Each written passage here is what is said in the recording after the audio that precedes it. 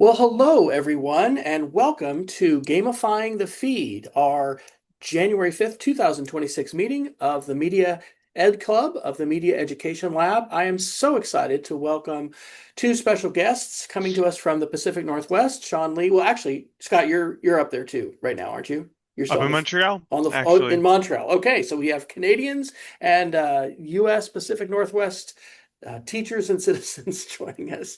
And we are recording this session. We expect to have a short breakout session. Just kind of depends on size. We may just stay together if we don't have too large of a group to give us a chance to do some introductions. But please use the chat as we are going through the webinar today. Let us know where you're coming from and if you've had experiences with gamification and media literacy, which is our topic today.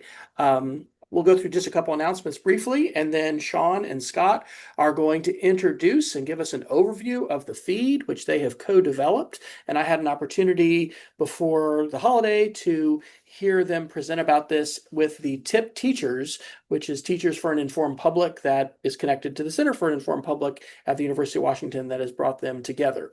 We'll plan to have a little bit of short breakout time, and then we'll come back for some Q&A. So that is the plan. You can access all of the resources for our session by going to this link, and there is a shortened link to it that you can go to at wfryer.me/media club. I've just dropped the link into the chat, and for the duration of our session here, I will go ahead and turn on editing. Basically, it's got a link to the slides and then the recommended media for the session. All of those are linked from the Media Education Lab's website. And following our session, we'll have the archived YouTube video here as well. And so we invite you to, if you want to, add some notes. You can certainly put those into the chat. And if we've got some links that are shared in the chat, I will share those and put those into our links as well. I want to encourage everybody, if you're willing and if you're sharing somewhere, to use our Google form and share where you share. And this is something we started doing last year, and we've had 11 folks reply so far. And I really think that we can do more to essentially connect outside of our webinars. This Media Ed Club and our Media Education Lab overall is such a great community. And so I would really like in 2026 to facilitate more connections. In fact, I just need to turn the room, the waiting room off. I would like to facilitate more connections. And so to do that, you can fill out a form. And well, it was actually last night, I was working on vibe coding what I would call a feed hub, basically just to try and share where how do we get the links to each other? And so these are links for the 11 folks who have shared so far. We can't legally scrape posts out of LinkedIn. So for instance, Mariana Oaks, who's not here right now, is a wonderful Brazilian media literacy educator who I connected with originally through the lab in 2019. I wasn't following her. I'm following her now, commenting on her LinkedIn. But for those that are sharing on platforms like Blue Sky or Mastodon, we can grab actual links and kind of see what people are. Well, that's interesting. Um, I guess my school internet maybe is not wanting me to click on that. We can see the links where people are sharing, and so that is kind of what this shows here. And this is just a 1.0 version. But anyway, if you'd like to, please fill out that form. Let us know where you share so we can facilitate the interactions and the idea sharing that takes place even outside of our meetings. So if you're not subscribed to the newsletter, please subscribe. It just came out yesterday and is an overview of what will be happening this month with the Media Education Lab. In addition to today's webinar, there's an evening webinar with about 70 of us who have been working with the lab as faculty, associates, or there's different capacities, but that's going to be happening now monthly with the people who are most directly active with the Media Lab. And if you're interested in that, that's an opportunity to be able to get involved. Peer review is changing, and so coming on January 8th, later this week, there's going to be Zoom talking about new models. They're coming out for academic peer review. And then later in the month, we're going to have a presentation from Karen Derricades about analog tactility for digital literacy, and why teaching through touch can be really powerful for AI, media arts, and emerging technology. And then at the end of the month, we'll have a disinformation detox session by Gina Marcello, learning about a general ed media literacy class at Rutgers University that she teaches called Disinformation Detox, Communication, Media, and Information Studies. So in order to get a little overview of what Scott and Shawn are going to talk about today, we have a lot of links. I actually did create a Notebook LM of these resources, and if you're not using Notebook LM, we've done some sessions on this. Basically, it's a library of these articles and, in some cases, transcripts of videos and podcasts. And you can ask questions of that library, but you can also create things, originally just an audio overview, but you can also now create video overviews. And I will tell you that this 7.5-minute video overview of all of these resources related to gamification and media literacy was pretty fantastic. And so that's a resource I'm not going to play now, but I will point you to if you'd like to check that out. So without further ado, I am so excited to introduce our guests today. Scott DeJong is a PhD candidate and a Fulbright scholar. Scott, I was actually a Fulbright back in 1992 to Mexico City, so I hadn't made that connection. But he's at Concordia University up in Canada. His work and his research focuses on understanding and informing the public about media manipulation. And Scott Lee, who I got to know through the Teachers for an Informed Public, another fantastic network out of the University of Washington, is a civics teacher at Ballard High School, and he is passionate about media literacy curriculum. He leads Teachers for an Informed Public. And again, it is just a great opportunity to learn more about this stuff. So, gentlemen, thank you for joining us, and I will turn the mic over to y'all. Okay. Thanks, Wesley. Hi, everybody. My name is Shawn Lee, and I'm coming to you today from the book room here at Ballard Library in Seattle, Washington. I teach U.S. history and world history here at Ballard, and I have for several years now. And last year, I had an opportunity to work with the UW Center for an Informed Public as a community fellow to create some sort of educational resource. And Scott and I made this game that we've entitled The Feed, and I'm going to kind of walk you through it today. Next slide, please. All right, so what our game does is it illustrates how information moves on a network, and that media is a storytelling machine. And what's something that's nice about our game is it has multiple components of social media and how those systems work. All right, next slide, please. All right, so how the system works is the currency of our game is likes, which we see here are these little heart cards, and follows, which are these little icon cards, which is all the users are trying to get as many likes and follows as possible, because once you get likes and follows, you can unlock certain aspects of the game, kind of level up your influence, as it were. All right, next slide.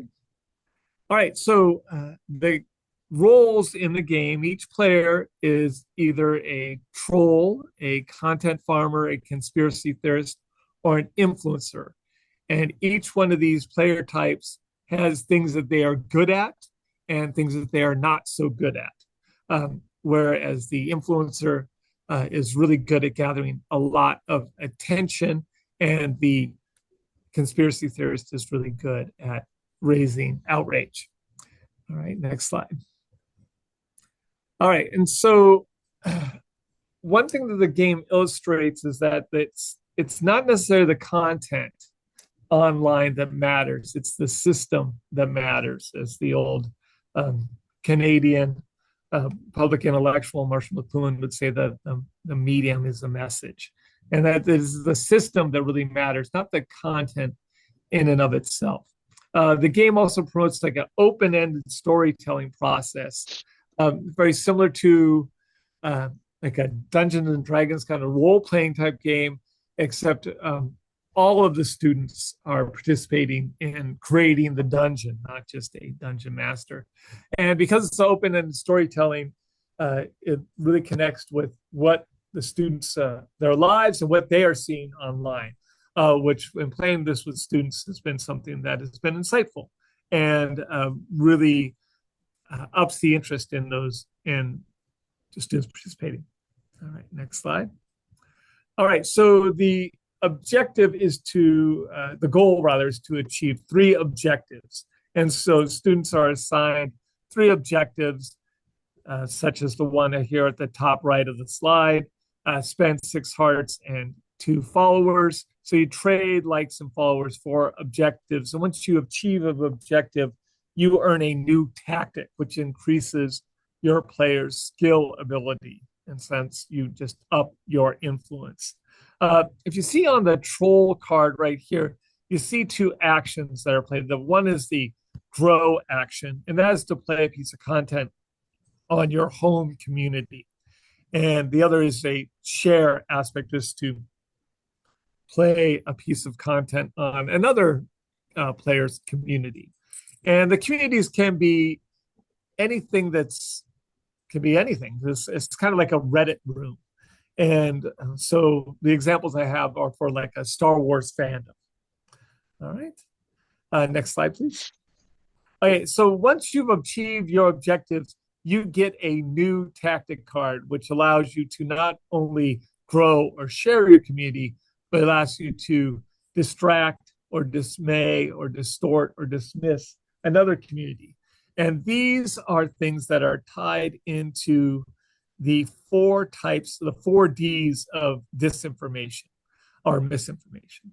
And these are things that are, and Scott will talk about more on his part of the presentation, that are tied to strategies that information scientists have observed that disinformation was used. So we are really tying our game to the real world.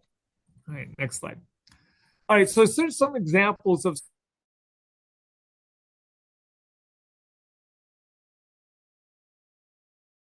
if I were to play a piece of outrage on the Star Wars fan community, it could be, play that orange outrage card and say, The Rise of the Skywalker, which was the last Star Wars film that was released, was so bad that it killed the Star Wars franchise.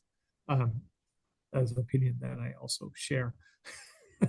And if I were to play a conspiracy, a conspiracy card could be something like, Disney is actually intentionally making Star Wars movies and shows really bad because they're so expensive to produce, and they just want to cut down on production costs because they're cheap.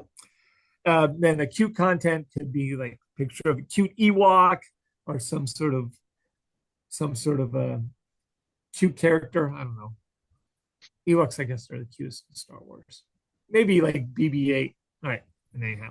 And satire could be something like, what, you mean people actually like this stuff? Come on. So that's an example of those types of content cards. All right, and then my next slide. All right, so we have physical copies of these games. I left my copies down in my classroom.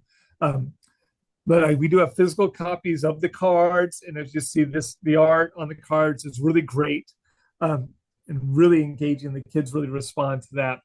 And we're offering the files, the PDF files, for free. And we're also going to be training educators on how to use it and offering lesson plans on how that we can pair with the game, things that you can use to set up the game, and then things that you can use to debrief the game. All right, and so we will be, at the end of the presentation, we'll talk about how we can sign you up to get copies of these when they are released. And then I'll tag it off to my partner, Scott. There you go, buddy. Tagged. Thanks, right. Shawn. I appreciate it. And thanks for running the slides, Wesley. You're doing a great job. So the project was Shawn and I working together. And so Shawn's kind of giving you an overview of a game where students choose a community, they get a character, and they try to manipulate other people's communities by posting content. But I think it's important to give some context as to why we were making that game, the theories and logics behind it, and how that game can potentially be used. I was looking through the chat to see where some of you are from, and it seems it's like an eclectic group here, and perhaps those who watch this recording are also just as eclectic. And so maybe it's helpful to understand some of the logics behind it, because I've been spending the last 6 years of my life studying information literacy games, like the one that we ended up building, to kind of situate this among them. And so if we move to the next slide, the overarching question we have is, in a world overwhelmed by information, how do we make sense of it? And generally, when we're talking about information literacy and media education, this is kind of a central goal, right? Historically, it was just trying to understand media and how it works. But now there's so much information. When we talk about disinfo, misinfo, fake news, it's how do we help people make sense of it? And so if we go to the next slide, right, we see these terms like information overload. We see headlines all the time about disinformation impacting this war, or disinformation shifting how we see health, like autism, constantly coming up, and children and families and parents and nutrition are constantly in those things as well. And we see it kind of being both political, but something that is now kind of embroiled or part of many of our lives.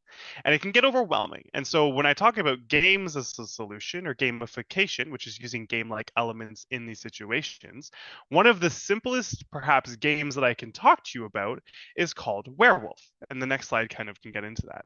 And so for those of you who are unfamiliar, Werewolf or Mafia is a game where you have one person, or maybe two, who is a werewolf, and everyone else is a villager attempting to figure out who the werewolf is. And every single night, the werewolf will, to keep it, I guess, get rid of a villager. And then every morning, people have to see who was gotten rid of and figure out who the werewolf is to try to deal with that. Now, if I said to everyone in this Zoom call today, next slide, please, one of you is a werewolf, how would you actually figure it out? Right? And if I lied, why would you even trust me to be telling you the truth? Because I would say to you that one of you is a werewolf, but you might then assume that one of you is a werewolf, but you're just taking my authority as someone who was allowed to come talk to you on a video call today. And so a game like Werewolf creates this challenge of, we say figure something out, but you have almost no facts to do it, and therefore the tension of the game is trying to decipher from your friends, like, well, historically this person's been really like mischievous, so I doubt them. Or in my case, whenever I play these games, they're like, oh, Scott talks a lot, he's probably the werewolf, let's kill him. And so I never win, even if I'm not the werewolf, and I'm still mad about it.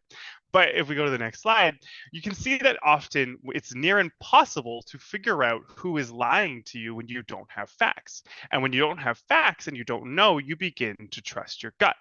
And so the reason I'm offering Werewolf is not because I'm mad that I never win, even though I am. It's because it offers this very simple description of what games can do to show the basics of information control and power. Where actually the game Werewolf, next slide please, was designed to show how an uninformed majority loses to an informed minority. The werewolf, in a game of Werewolf where there's no extra features, no extra information, no extra mechanics, the werewolf will win almost 70 to 80% of the time, because you don't have the information to out them, and they can lie and mislead you and just do anything they kind of want to make you think the world a certain way, and you don't have the information to counteract that, and so you're just trusting your gut. And I've played this with high school students where we've watched the werewolf manipulate their friends, and at the end of the game they're like, well, why did you trust them? Well, they're my friend. And it gets to very simple conversations of, why do we trust information, or why don't we trust information, that we can extend to media. Now, let's extend this a little bit further and unpack this a little further. So next slide, please. When we talk about academic scholarship, we can talk about how there are playbooks. There are strategies for propaganda, for misleading, for being that werewolf, for being the one uninforming the majority. There's scholarships like Tripodi who wrote their book actually like a playbook for a misinformer. So if you read it, it's like, here's how you will mislead the public. And it's kind of like a tongue-in-cheek kind of style. But scholarship has found ways to dissect many of the strategies, many of the tactics, many of the approaches that go into misleading the public.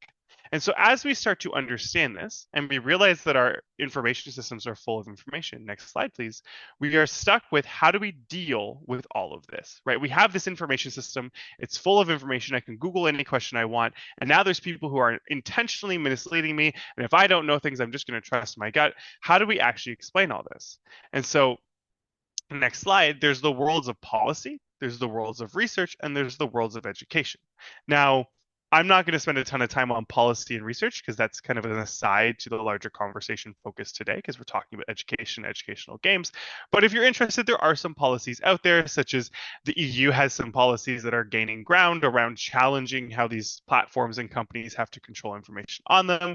We see scholars talking about digital ecosystems and digital environments to understand how negative actions on the online can influence the larger online as a whole, but also how positive actions can sometimes help fix that. And then we have education, which is the games like Shawn just talked about today. Next slide, please. And so often, though, when we talk about education and we talk about how do we deal with true and false fictions and facts, we have this binary that gets presented. And it's very simple, right? If I'm saying to a student, well, there are people lying, well, then we need to figure out what is truth. It's a very simple binary that seems to appear. However, for anyone who's been working in this space a lot, or if we start to dissect that a little bit, it gets more convoluted. Next slide, please. Where what we'll see is that there are actually some kind of myths that come up, where one, we talk about disinformation and misinformation as a new thing. It's not. I can show you news articles from the 1870s that use the term fake news. We can talk about the history of propaganda that can go back to ancient Rome and arguably the start of literature before that, and arguably even longer than we might just have it recorded. We also have this myth that knowledge shifts behavior, which is very common in the world of media literacy, where it's like, if I just teach you how to fact check, you're fine. You're never going to fall for fake news again because you'll be able to fact check it. And I see some of you smiling in the chat because you know that if I do that, you're still going to fall for it. I know how to fact check it. I still fell for an AI generated video of bunnies on a trampoline because I just wanted it to be cute. And it was cute, even if it was a lie. But more critically, to the point that I was just making the slide prior, is that there isn't really a right and wrong. A lot of the time when we talk about disinfo and misinfo, the idea that there is a black and a white, a binary, is often misleading, which many of these facts are twisted because it's a nuance. It's a complex system. There are a lot of factors that go into how we shape information, where opinion, belief, and worldview all drive how we come to understand these things. And so given that, next slide, please, how do we explain these complex systems? And that's where we turn to games, right? And so next slide, please. One, we can think about games and platforms as having rules. When we're online, when we're on social media, there are rules for how we engage. Whether it's something like Twitter, or now known as X, where you can only put so many characters into a post, to the social rules of how we behave, or to something like Instagram that encourages us to share videos or images as opposed to text posts, there are rules on platforms that drive how we engage. And so if we're thinking about making a game, we can think about how those rules of a platform relate to a game that we might play with our students. Next slide, please. We also have this idea of manipulation that is often focused on building worlds. If you study conspiracy theories or you look at a lot of disinformation movements, they're about building an alternative version of reality. I have the image of Comet Pizza, which is very popular in Pizzagate. I was tempted to replace this with images of daycares because that seems to be a very big conversation point right now, but that seemed a bit too political for the current climate, so I thought I would leave that aside. And there's also QAnon here, where a lot of these groups, what they're trying to do, or what they're doing when they're shifting information, is building a worldview. And building a worldview is very common in games where we're like, most of the time we're not doing it in a malicious way. We're like, this is a fantasy world where you can engage and you can gain powers and you can become a knight and save the princess and do wonderful things. But we can also treat game worlds as doing a similar thing of building up a world for our players to manipulate, or giving them the power to manipulate that world themselves. Next slide, please. And last but not least, I briefly touched on this, but there are tactics, right? There are those strategies for shifting propaganda, strategies for building those networks that we can think about as part of our game design. And so Shawn actually showed you in the game some of the tactic cards in the game, which said dismiss, distort, dismay, and distract, those 4 words on the right-hand side of the slide. These are known tactics, where dismissing your opponent is about saying this isn't important, distorting the facts is about shifting how they're understood, dismaying is being like, don't engage, and distracting them is being like, let's look somewhere else. And so next slide, please, if your goal is to manipulate, social media offers you the rules, the role building practices, and the tactics to make it all become a game. And that's what we kind of built it off of. So if we, next slide, please, go to Werewolf again, we can think about those 4 tactics in Werewolf. If I'm the bad person trying to convince you that I'm not the bad person, and Shawn's like, everyone, I think Scott's the bad guy, I could be like, we can't trust Shawn. What does he know? He's just a random guy from Seattle. No offense, Shawn, you're a great man. Love you lots. Nevertheless, that's a way to dismiss him. We also have, we can distort information. Someone can be like, maybe I think it's Scott. We'll be like, well, you have no facts to prove that when I actually heard, Wesley earlier trying to kill someone, which I didn't actually hear. He also seems like a great guy. The other thing we could do is dismay opponents. In the game of Werewolf, we could have someone accuse me and I can go, well, guys, we don't have enough information. Do you really want to waste a vote on me when we could have it wrong and all we're doing is helping the villains, right? Or we can distract others and be like, well, don't think about me. Think about how quiet so-and-so has been. We should focus on them instead, right? Those exact tactics of disinformation production can be witnessed in a game like Werewolf. And so next slide, if disinformation is game-like, which is the core premise that I'm trying to argue here, then we can use games to make a sense of it. If we can understand that the way that manipulation works, that the way of twisting information works, is very similar to how games and we play with one another with language and words, then we can use games to do it. And so if we go to the next slide, I have a few examples here, and I think this slide actually has animations, so I so apologize for you, Wesley. You can just kind of click through them. There's 3 animations there, yeah. No, you're good. Yeah, perfect. Is that we have games that are being done for policy, games that are being done for research, and games that are being done for education. And again, I'm going to focus on education, but I think it's fair to give you some light information on how games are being done for policy and research. So I'll talk about all 3 very quickly. So next slide is games for policy. This is a game that I built in 2021. It's called Lizards and Lies. It was a initial analysis of how can we model social media, but we ended up pairing with policymakers in the Canadian government as well as the Lithuanian and Irish governments to have them play the game and then talk about how the challenges of fact checking, the challenges of moderating platforms, the challenges of teaching that come with dealing with conspiracy theories online, those challenges that came up in the game, how can we build policies in real life to address them?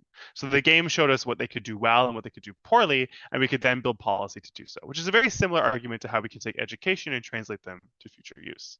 The next slide is a game for research. This is a game called Fraudulent Futures. It's not really published yet, so there's nothing really to show you, unfortunately, which is why I have this wonderful stock image.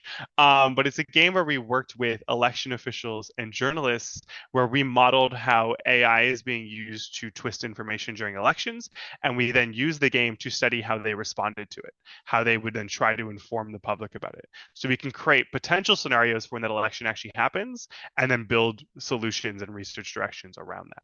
And then finally, for education, Shawn's already talked about the feed, so I thought I would offer another game as well that we're working on, which is called it's called The Missing Robot. Now it's called Zari's Missing, which is a game where middle school students play the roles of journalists during a media crisis, and they're trying to figure out how to report truthfully on what's going on while managing their audience who wants them to report positively about this person who might be suspicious or positively about this fact that might be actually caught up in this larger scandal.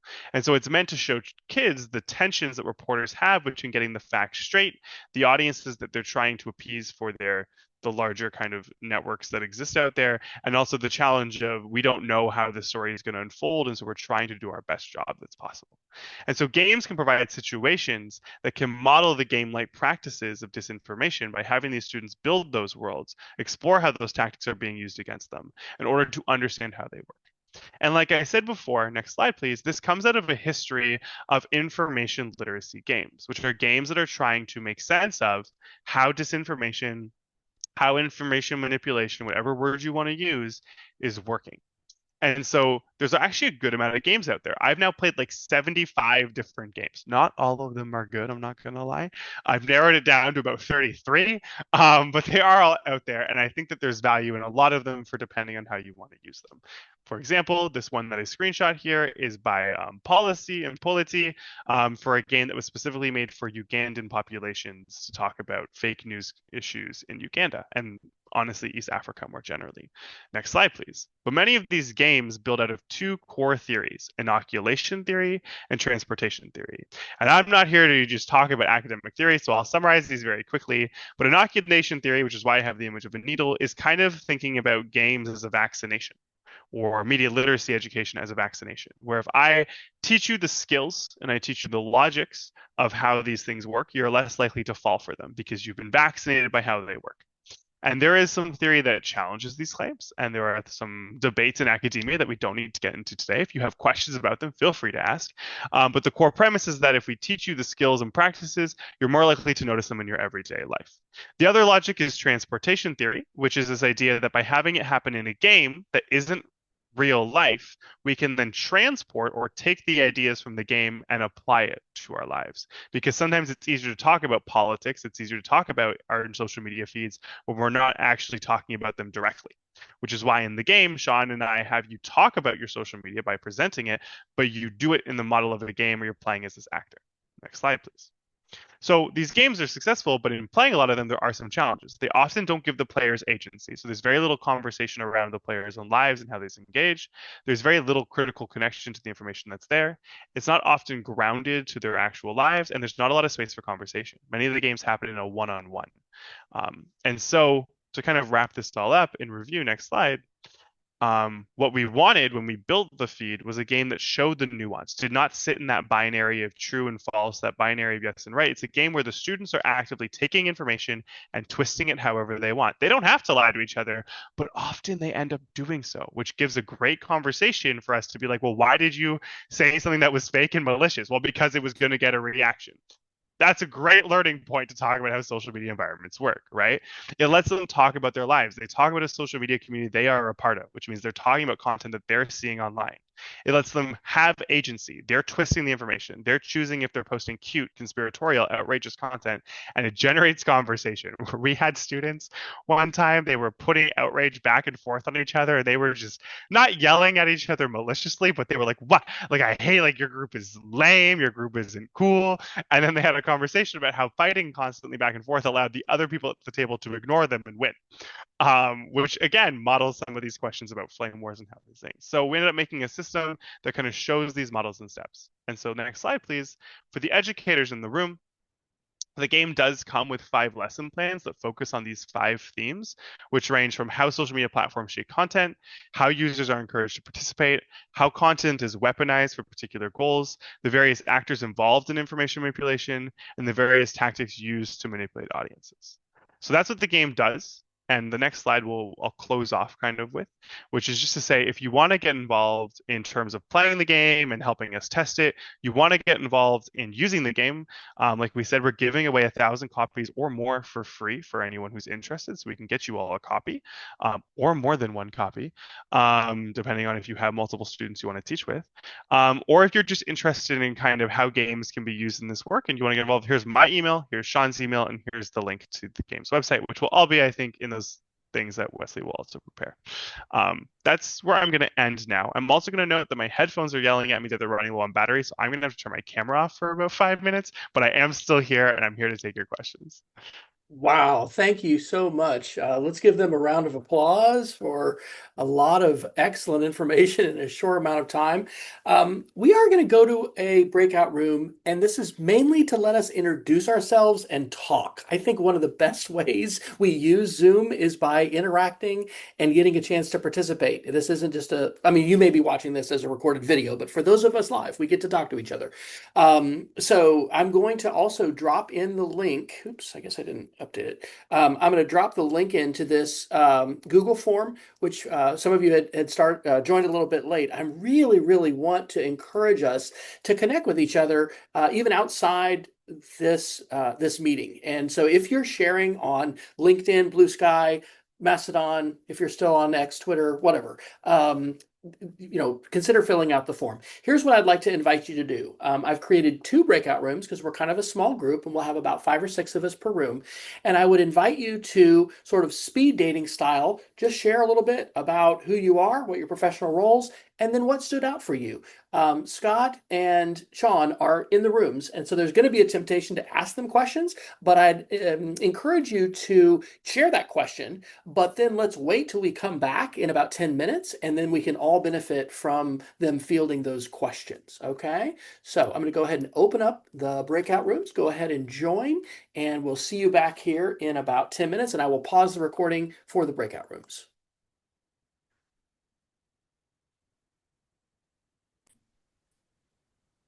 Well, welcome back from the breakout rooms. I hope everybody was able to share and have a little bit of an introduction. It is so wonderful what an international audience that we have here and that we consistently are able to bring together. So let's just open it up. Feel free to grab the microphone. If you want to raise your hand with the Zoom tool, you certainly can. I guess I'll throw a question at them as you're coming up with one. Put them in the chat and we can give those voice as well. Scott and Shawn, what right now you've said that you're in the testing mode.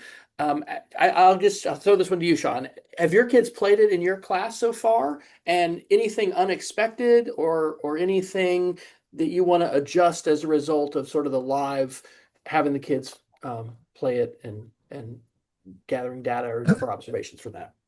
Yeah, we did play it earlier in the year, and it was a fun activity, and I did need to be very clear on how the game is initially started, getting kids started, and to posting on their communities and others' communities, and then once we get that going, then people have the likes and follow currency, and so that's something that I found we really needed to establish, right? And so the first time I did not go through a protocol that Scott had recommended, and then it went better when we did do that protocol. Scott was here for that, so you want to add something there on that, Scott? What you observed? Yeah, I mean, we've playtested the game now since last April, consistently in Shawn's class. The last playtest happening before the holidays. And one of the things we've noticed is how do we refine that kind of onboarding? Because anyone who's played physical games with students where you don't have to just click start on a computer, there is this kind of literacy you have to get them down in the room to do, which is like you're holding a card in your hand. Are you comfortable playing the card? Even if the card says like one thing on it, it's making that student feel confident in their ability. So as Shawn was saying, one of the things we've built is kind of this like narrative that a teacher can read out to their class to try to walk them through one round of the game. And we found that after students get one turn, they're generally okay to keep going. And it's about building that confidence so that they can do that to start. And that's the thing that seems to be working given our last set of tests in early December. Awesome. Well, please just grab the mic and ask a question. We had different responses in different rooms, so we'll just open the floor. We got about 10 minutes. I just wanted to give a shout out to Mary Ellen, who in our small group made a really great point about how to have conversations with kids about this requires a fairly robust level of trust. And that isn't something we can all assume happens automatically, or even though we may trust our students, we're not always confident that our students trust us. So I want to underline that point because I thought it was meaningful, and it's meaningful obviously to a topic and a game experience like this. And I'll observe as a current middle school classroom teacher, it's so diverse what my students' social media reality and experiences are, and so I think that it would probably be good for me to gather a little more data at the start of each term, because not all my kids, I mean, most kids have a smartphone, but not everybody does. I teach 6th, 7th, and 8th graders. There's a big difference between a 6th grade boy and an 8th grade girl in the second semester. So I don't know. I think that that kind of data gathering, and I mentioned this in the breakout too. I'm interested in gathering some data, and so playing a game at the beginning of the semester and then the end, is there a way to, get a little more idea of what kinds of skills or attitudes or perceptions have shifted as a result of our yeah. class. If I can jump in on that, one of the things that we were talking about, I mentioned briefly for our room, but I'll make sure the other group of people hear it as well, is that Shawn and I have built lesson plans to go with the game, where there's a pre-lesson where students go through their social media, typically in pairs or individually, and so they can come to the game with some examples of content in their head and some examples of communities that they are a part of before they play. And then post-game, you can revisit that to have them go back through their feeds and be like, can you see examples of outrage, cute, and conspiracy? But one of the things that you kind of just touched on, Wesley, that I want to study is playing the game early on in a unit and then playing again later on in the unit, because the game has a lot of nuanced pieces. And the first time students play it, they're kind of figuring out the game, and they generally just focus on kind of the surface level, like twisting of frames. But if they get to the later stuff, how often will they talk about like the larger strategies and systems that are part of the game that you need to kind of decode after playing it one time to really get to? And that's a thing that's really hard to study as a PhD student, but hopefully with postdocs and future partnerships, that's something that I would love to kind of do more work on. And I see, Renee, you raise your hand, so just super quick. If there are people in the room that do also want to help Shawn and I build lessons for talking about sensitive topics, because for example, in one playtest, I had a student post outrage in front of another that said, your principal is a pedophile. And then we had to stop and have a conversation about what that means and how that kind of content gets a reaction, because the whole table froze. Right? And then we talked about how that kind of content literally creates a bodily reaction, right? And because we're doing it in person, we had that moment together. But what happens when it's online, when you don't have those people around you to hold you in that pause, right? And that's because I'm trained and Shawn's trained to talk about that. But we're looking at building tools for teachers who might be a little less confident to have that conversation, so they can feel confident to have that conversation. Awesome. Wow, what a beautiful story. Oh my God. Okay, so I'm asking this question on behalf of Madeline. Madeline, first year PhD student. She's interested in building these kind of games for social studies, history. And my question is really to you, Scott, because you've read this literature and know this. It's a geeky question, but to me, it's still meaningful, which is, the transportation theory of why this works is that kids get immersed in the game world and they experience the flow state, and the story kind of keeps them engaged, right? Mm-hmm. But that concept of immersion is sometimes thought to be like antithetical to the critical distance that media literacy wants to cultivate, right? This idea of asking critical questions about what you watch, see, and read, of being heightened, having a heightened consciousness of the constructed nature of the unreal realities that are game-like. How do you see immersion and critical distance in relationship to each other? Yeah, that's a really great question, and one of the things that I critically interrogate in the dissertation.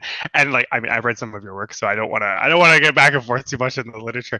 But that's the actual problem with a lot of the existing media literacy games, is that they rest in these very simplistic takes that then actually indirectly either reinforce some of these problematic stances or fail to actually engage their audience in what's going on. Like, for example, a lot of existing media literacy games just have you create a true and false, like you're creating truth and someone else is creating false, which is nothing to actually talk about the nuance of these systems.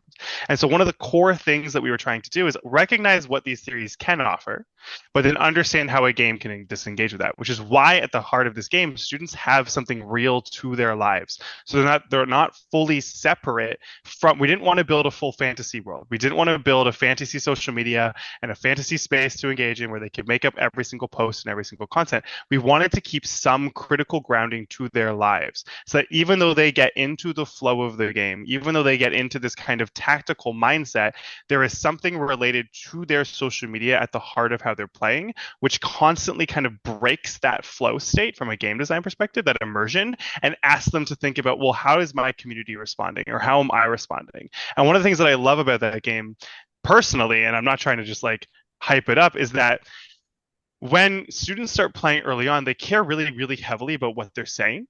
And as the game goes on, they start to care really heavily about how they're tactfully engaging. And that's a very simple way of having students think about how the medium is the message more than the media itself. Where as they engage, they initially are really concerned about what they're posting. But as they get into that flow state, but because it's focused specifically on manipulation in a way that is grounded to their reality, they are able to then think about how they can tactfully reframe messages to manipulate their friends to both get a laugh and to get points in the game, or to annoy someone if they want to be malicious.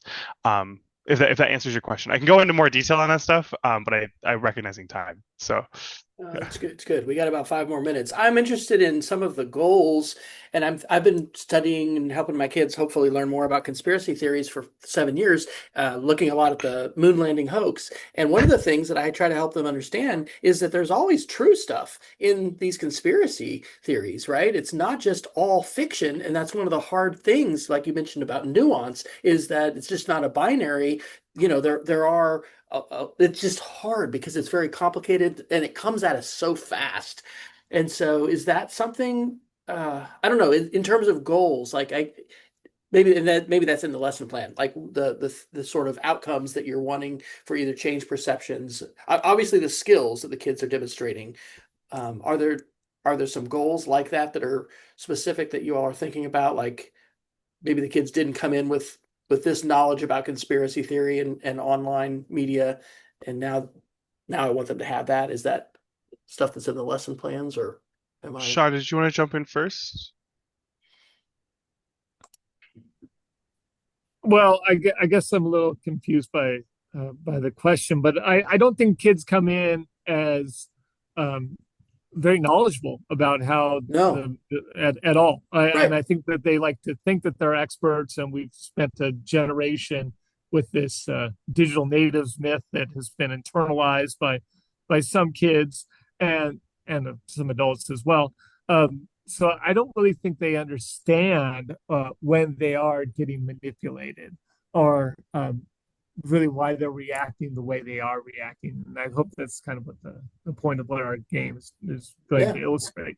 Absolutely. I'm just thinking about the breakdown of the different goals and like the things that you want them to have an awareness of, and then how it would be possible to measure that. But yeah, this is why it's also so hard to teach 6th, 7th, and 8th, because some of these kids aren't on social media very deeply, and then others are completely immersed in it, and so their experiences and perceptions are quite different. And even if they are immersed in media, like you said, they don't necessarily they haven't named maybe and known about the manipulation. So having ways to talk about this and to also do this in a way that hopefully isn't as polarizing and politically dangerous for us as teachers, I think is also important. Mhm.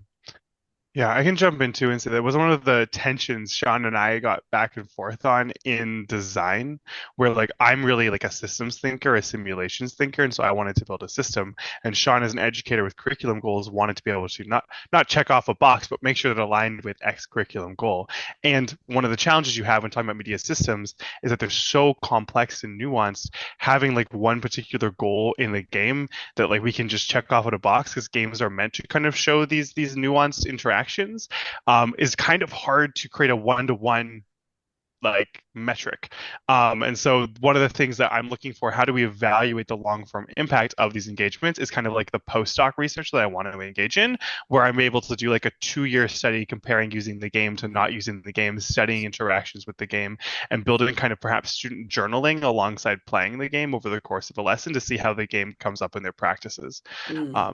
For example. Fantastic. Maybe you addressed this in the opening, and I know we're getting to the end of the hour, but it seems to me that the power of the metaphor, right? That social media is a game, right? With a set of strategies and tactics. It seems like just even if you didn't use your game, that even that conversation is going to be powerful for learners, for that, because students have some understanding of what are the features that, like you said about the systems, what elements of the system have been designed to reward certain behaviors. So I think the concept is brilliant. I can't wait to play the game. And I'm wondering if I can show it to college students, but we'll have another conversation. 100% you can. Yeah, for sure. And how do we shape our feeds too, right? Because the algorithms interact with us. And so that's part of what we want folks to do too, is not just to be passive and accept the feed, but to try to shape the feed and maybe even create their own feed and all of that. So, all right. Well, can you give a round of virtual applause and physical applause to Shawn and to Scott. Thank you all so Thank you, much guys. for joining us. I want to encourage everybody to, if you're not already, sign up for the newsletter for the Media Education Lab. Lots of exciting things happening this year. As we talked about, kicking off the new year, this is a wonderful community. We want to encourage everyone to the degree that you're comfortable and privacy-wise and all that, share links to where you are sharing the ideas that you have. Shawn and Scott, any closing thoughts that you want to leave us with? It doesn't have to be incredible parting wisdom, but I'll just give you a last shot. I don't know if I have any incredible parting wisdom, except do your best in the coming new year, and Happy New Year to all. Scott has posted on the chat about how to get access to the game. The URL is thefeedthegame.com. Is that correct, Scott? Yeah, thefeedgame.com. Thefeedgame.com. Thank you. Yeah, and I think Wesley will share it as well. And I want to jump in and thank you for your attention, your time. For anyone working in this space, I know it's a lot of work, but I found that like listening is honestly the most powerful space. Giving students a place to talk and creating space for them to talk safely is kind of the larger goal of this work. And so if you want to keep partnering and talking about these things, I'm happy to offer any resource I can, and I'm happy to work together with you guys on anything we can do, because it takes a ton of us to solve this problem together. And so the Media Literacy Tribe has gotten together to start off the new year. Everyone have a fantastic